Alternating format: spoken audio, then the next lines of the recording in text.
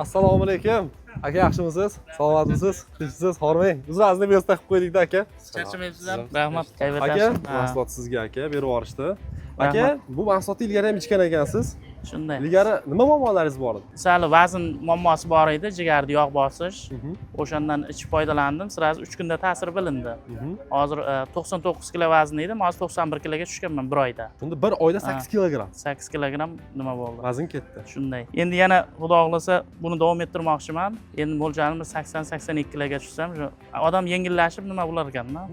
Ilgariga qaraganda hozir nima o'zgarishlar bo'ldi aka? O'zgarishlar, odam yengil o'zingizni his qilasiz, harakatlanishingiz ham yaxshi. Boya qansirash, charchoqlar yo'q, mahsulotga gap yo'q. Hammaga taniganlarga tavsiya qilib qolaman. Zo'r aka.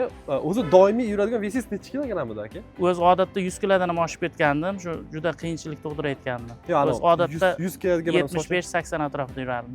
Nima sabab bo'lib unaqa vezga chiqib ketdi? Shu noto'g'ri ovqatlanish, boyaginday kechki ovqatlarni juda kech yerdik, betartib ovqatlanishdan bo'ldimi? Asosan men shunday deb nima qildim.